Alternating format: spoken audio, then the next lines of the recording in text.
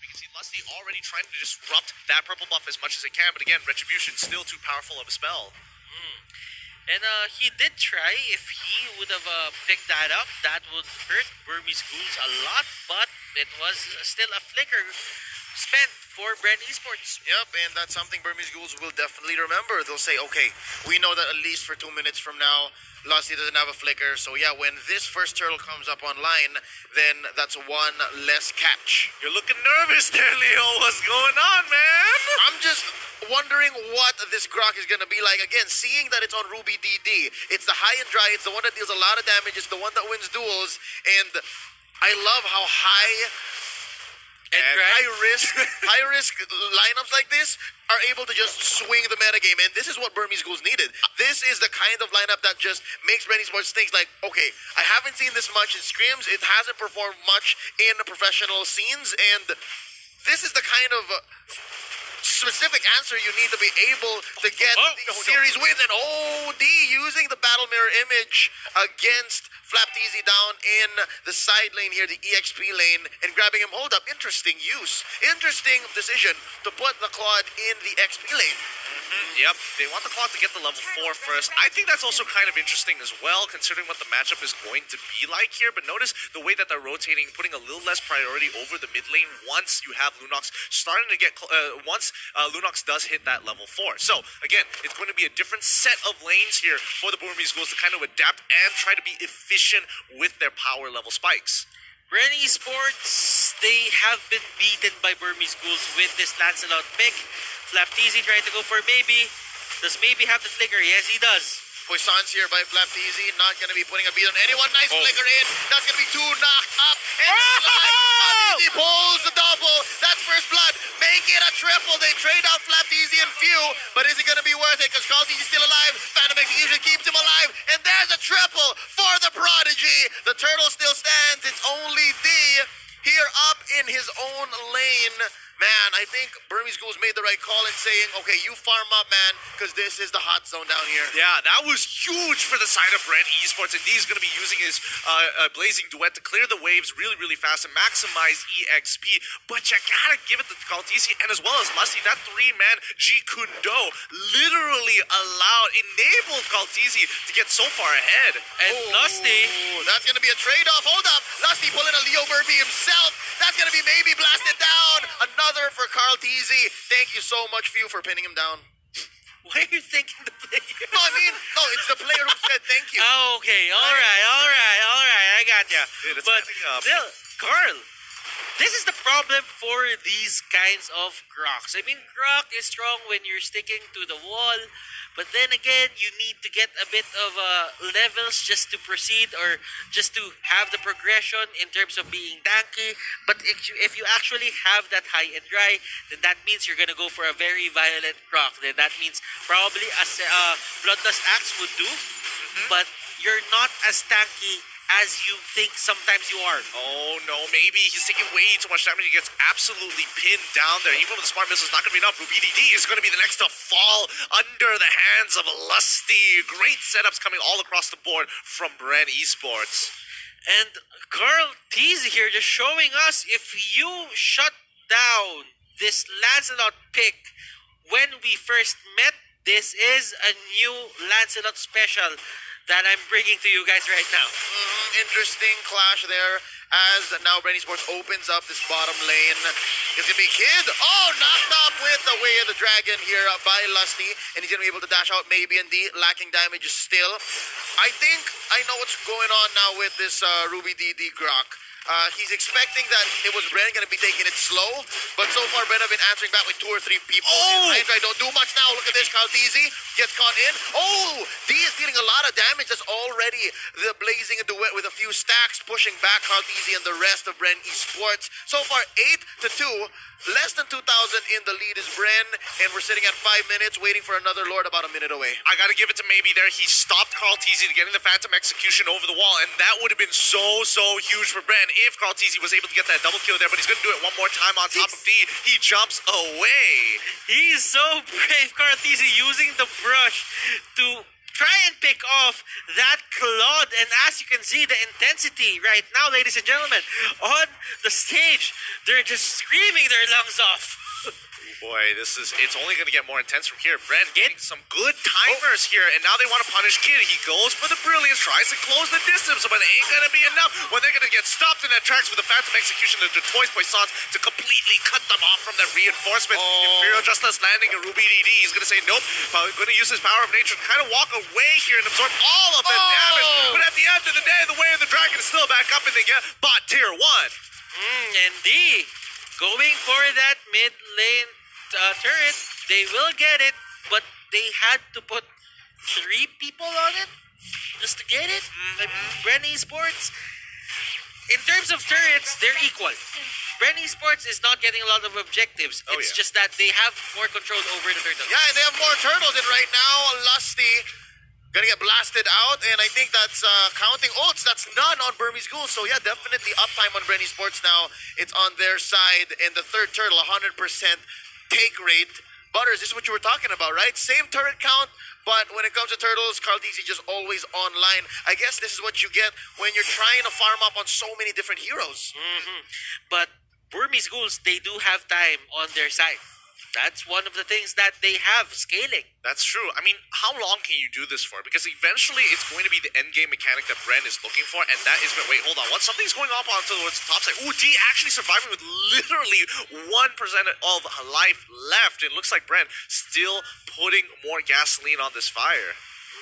But look at this, onto the middle lane, there is a fight happening. Oh yeah, it's gonna be popping up even up top, so I guess we'll pick one of them. That's gonna be off of Kid, and up top it's Carl Teasy. Maybe he wants to go ahead and flicker out, hide into the bush. That's going to be the Thorned Rose saving Look at Lusty. Carl Teasy a little bit. Oh, Lusty's waiting. Lusty's waiting. They're gonna do it again. Oh, underneath, that's gonna be the Thorned Rose one more time. Maybe gets it. Imperial Justice pins down Ruby DD, but he's A-okay. Charging up the clothesline from hell to clear out this way, but there's 4 members. Way of the Dragon by Lusty, and that's gonna be one taken out alongside the turret. Oh my goodness. Literally one of the more beautiful dives I've ever seen coming out of Bren Esports. The perfect juggle of aggro, turret aggro coming in from Flap Teasy, and as well as few. Hats off to them. That was so clean. And you can see here, Few just staying there near that orange buff. They're baiting it so that they see Ace. And look at this. Oh, the orange buff invade has turned into a full-on fight. Feathered airstrike here by Rebo, and now Ace wants to find some prey. Kid getting blasted down. Few gets him, but they trade out. Maybe gets the kill 1-for-1 currently. Nice ejector to save D, and Ruby DD wants to go clear the waves. Flap Teasy maintaining the pressure. That's going to be the disengage. Hold up. No, D wants more. Flap Teasy rolling out.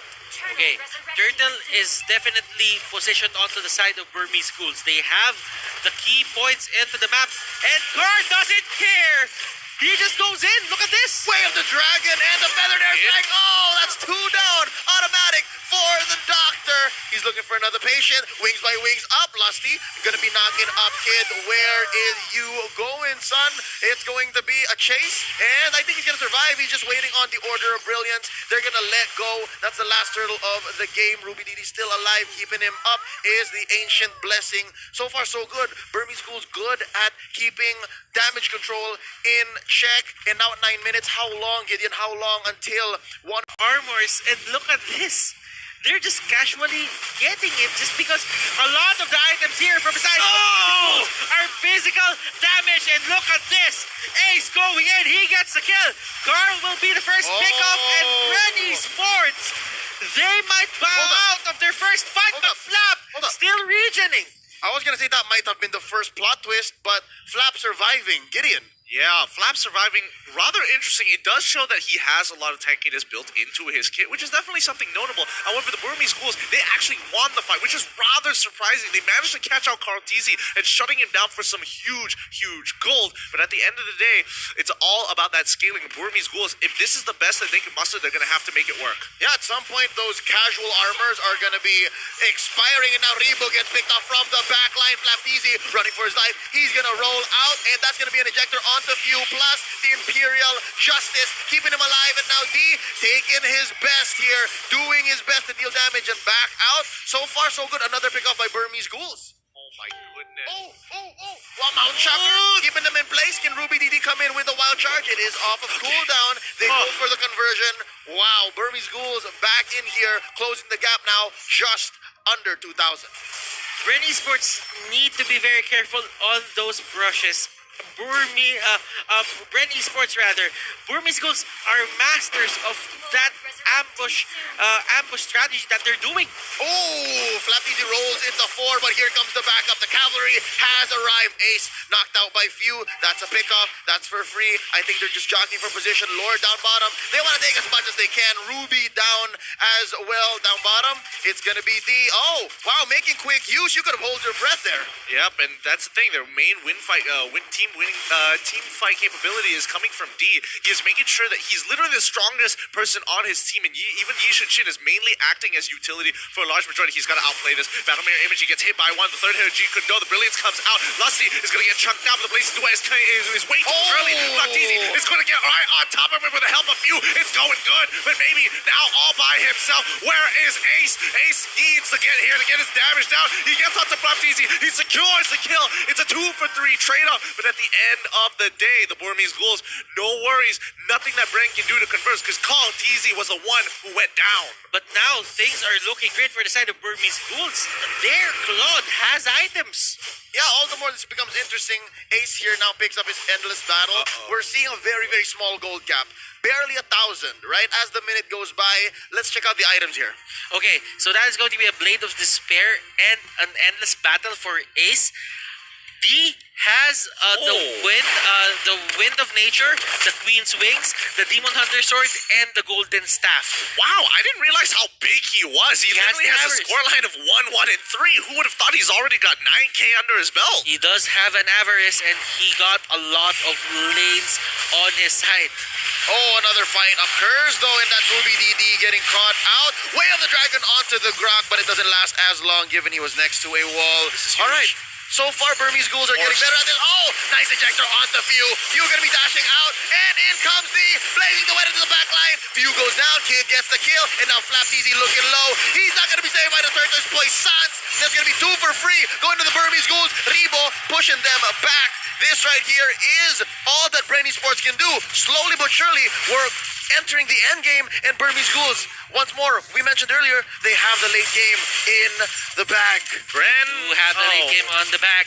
But Bren Esports, can they hold on? Now, the pressure goes back to their side. Yeah, I mean, Bren messed up there. They wasted 5 ultimates just to get a Grok, and they didn't even successfully do it. Burmese Ghouls pulled the trigger, and that's what they want to do. Waste the ultimates from Bren and get a free fight as they do it again once more. They're trying to bait Bren into something they don't want to take.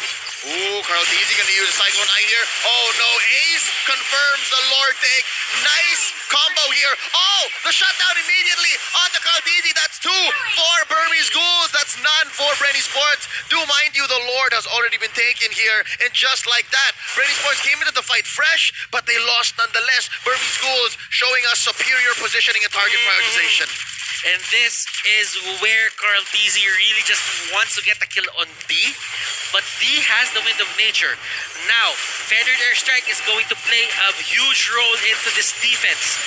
Well, he's going to push on forward, and inevitably it's going to be okay. But right, they get a big shutdown onto Kid, which is great. But Kid isn't the main target here. Yes, yeah. It is constant sorts of damage and forcing a lot of itemizations from Red to go into Magic Resist. But at the end of the day, if they don't take out D, it's going to be a problem. And not to mention, Ace is starting to catch up in that target prioritization of becoming a huge problem. Few tries to go for the Imperial Justice. It's not looking good to here for the rest of the team. It's going into the back line. They're trying to make it work out, but Ace, he's on the run. Yishin Chin is probably going to go down. But Few, he doesn't actually get him. He's able to dash out of the way. The Traceless and he is able to come up in time. And D is absolutely gigantic, taking out 2 members single-handedly. And you can see that Carl TZ does not want to be a part of that. And this is Bren Esports. They're playing as individuals right now. Burmese Ghouls. This is the superior team fight, superior macro play that we expected from them since game number 1. So far, so good here. Bren Esports, until that Lord take, it's been their game. But right now, Burmese Ghouls, they put Bren Esports into a position where if you get frustrated, you're gonna lose. And I think that's what Ren is. They are frustrated, You can see it. You saw how much Few went for the chase, and there was no chance. It was 4 members of Burmese Ghouls there hiding in the bush, even if there were only 3 and the rest were putting down pressure elsewhere. Oh, Bren Esports, they really dropped the ball on this one. Currently down 4 turrets, down a Lord, behind about 7,000 gold. I mean, honestly, one bad team fight for the side of Burmese Ghouls could easily turn Bren back on top and just, really even things out. But the people who need to keep their heads cool right now is Lusty and Carl TZ. These are the playmakers, the damage dealer and the playmaker. Rebo, he's been playing a very consistent game so far, but the problem is whenever they initiate the fight, they're out of his range of damage. They don't want him to force the wings by wings to get closer, because that puts him in a huge compromisable position. Yeah, and now Burmese Ghouls, they are controlling the buffs here for the side of Bren Esports, and this is what Bren Esports did for the couple of games that they won here in the series. Burmese Ghouls, slowly but surely, just walking up to their base. They're not forcing anything. They're waiting for Bren Esports to be a bit impatient. Somebody's going to have to make a mistake here. It's either Bren or the Burmese Ghouls.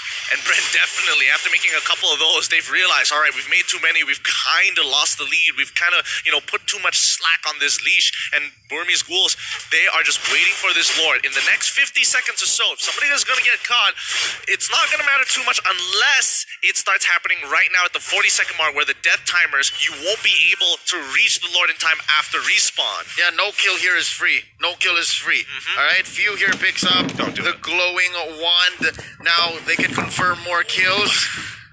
Plus, maybe. I think maybe is the only one who can really afford that given the pull yourself together. And look at this, a silent war between tanks. Agreed, but again, you don't want to be the first one who dies. Few, he walks up because he knows, okay, at the end of the day, I can kind of get out. I have mechanics to do that, and it covers a lot of distance. But you can see that Lusty, he is hesitant. He's walking up and he's like, no, I don't want to be the one who goes down because he is so important to the team. That Wave the Dragon is going to be a make it or break it. Look at this turtle. Look at this Lord, rather. Yep. There's the Luminous Lord. He's up. Carl Easy picks up an Immortality. Now the fight is broken down. Flap Easy, Puissance after the ejector. We're taking it slow because I know that both teams don't want to pull the trigger here willy-nilly. This is going to matter. Whoever gets out of this, whether by a big margin or by a very small trade. Oh, hold up. D gets caught by the Imperial Justice. That's going to be the starting punch here from Bren Esports. And they burst down one. That's going to be Rebo taken out. They're not looking for anything else. A trade? Where do you find it? Few going to be flickering out. They've already split the pie here. And now Flap Easy, so far, and few is scared of Ruby DD. This is where Ruby DD wants you. Few. Forced out of his base, he cannot join the defense. Ruby DD doesn't want to take him down here as much as possible. He just wants to not see him recall back to base. Oh, that's going to be the immortality pop onto Carl Easy. No! Not even the Phantom Execution or the Thorn Rose will save you, ladies and gentlemen. Lusty is the last to go, and that's going to be Burmese Ghouls taking game number 4. Oh my goodness, thank God that this is a best of 7, because this really is a great adaptation, and overall the Burmese Ghouls managing to punch back, and they need that momentum back. Bren, they need to get that momentum, because once you see them run out of gas here, the Burmese Ghouls, they start sniffing out, and they will brick wall you until you just kill yourself of frustration. The Burmese Ghouls have proved that this is a marathon, and now, of course, going for that reset, both sides 2-2, and still we need 2 more games on either side to claim that championship title, but it's slow and steady winning the race right now. It's the form of these players. Like Bren Esports introduced to them